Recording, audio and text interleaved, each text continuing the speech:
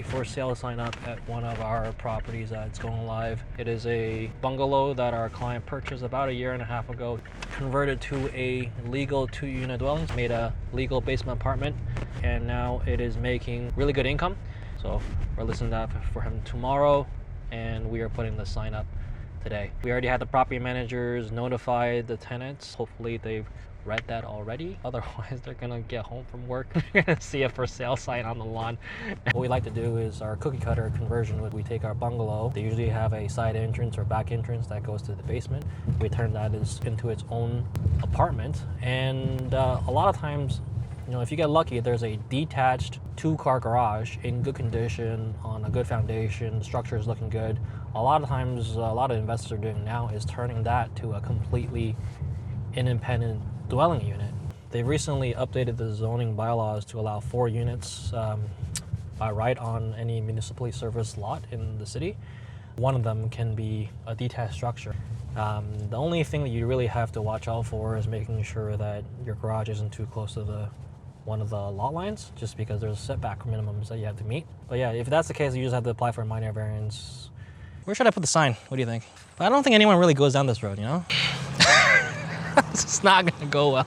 Hey, what's cool about this property is that detached garage you see there? That could theoretically be a 3rd unit conversion for someone down the road. But again, it's a 1-car garage, so it's a little bit small.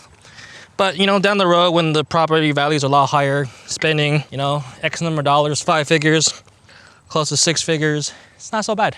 People always forget this, like garages, just rental income right there.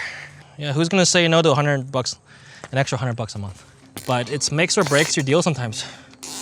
Real estate investors are usually pretty calm about things. Anything that comes up is always, okay, what is the financial impact of this? If it's truly a surprise that we didn't know before, then we'll usually ask, you know, the seller to reduce the price or compensate or fix whatever in accordance to what we discovered. More regular first-time home buyer category, they do a home inspection, something goes wrong, they just get scared. Like something that could easily be fixable, they're like, oh, that's no good, we better back out of the deal. Whereas a real estate investor, they're like, oh, well, something's wrong.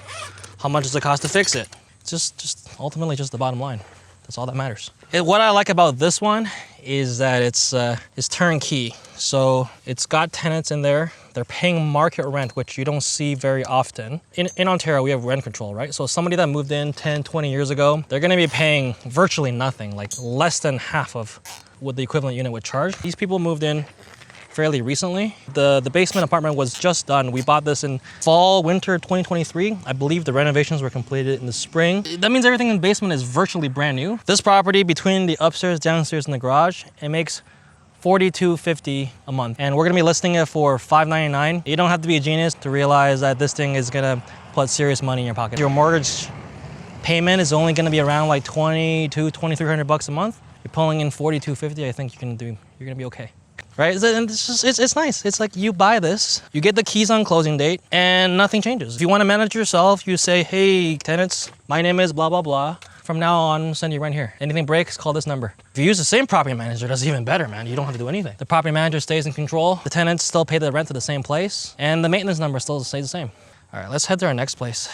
I'm really excited to check out that one. Well, I used to be a pharmacist, 7 years of post-secondary education, all that jazz. I started working full-time after I graduated. I immediately hated everything about it. Went home, Googled, how do I retire early as soon as possible? What they said was if I just continued at the rate I was going, I was gonna be able to retire in my 50s, and I was not okay with doing what I was doing for another 20 more years. Stumbled upon this book called Rich Dad, Poor Dad. Talked about real estate as a means to getting cash flow and financial independence, and decided to put some of those principles in practice. I just started buying up real estate in the area with a goal of maximizing cash flow. So if you think about it, you buy 20% down, that's a 5x leverage on your money. You're able to buy a $500,000 property with $100,000. If the property appreciates 5%, it's not 5% on the 100,000, it's 5% on the 500,000. At a 5x leverage, you just made 25% on your money. That's why we like real estate. Tell me a little bit about this property. What are you expecting? I mean, I saw the pictures. It is a very beautiful, one of those old school century homes, super tall ceilings, all brick. One floor was quite outdated. The other floor, the walls are gone, some of the floors are gone. Whoever owned this was in the process of converting it to 2 units. They're only asking $250 for it, which is ridiculous, but they are holding offers. So first they're gonna have an offer date and people are gonna bid, and there's probably gonna be a bidding war. There's not too many people with appetite for this kind of scope of work. We'll see. Yeah, just checking out this $250,000 potential duplex here. I already see a couple of good signs. The house to the left and right of us both have metal roofs. Anybody who's willing to spend that kind of money on a metal roof means they're thinking long term. They take care of their properties. It's the kind of people you want in your neighborhood. I always like to test them. That's broken. Hey. What the f? This doesn't do anything.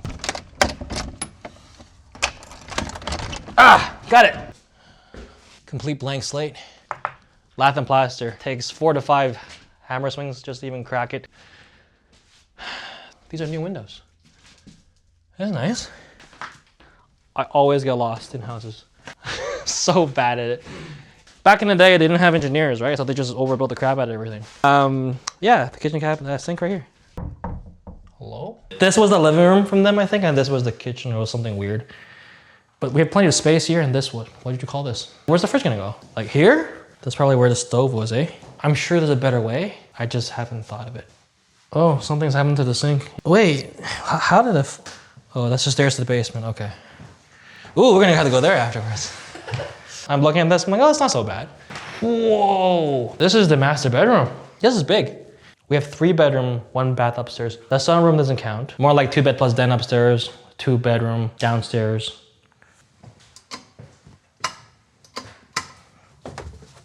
Oh, okay. Oh, I found the other panel. It's actually pretty new.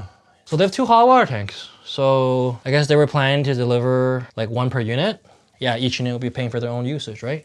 This furnace looks like it's a bit on the older end. This one says November 2008. Whatever 2025 minus 2008 is. 13 years? Or am I doing it wrong? No, 18 years. Are you good at math? 17 years. Up there in age, but not quite end of life yet. Wouldn't put another unit down here, would you? For a hobbit, maybe.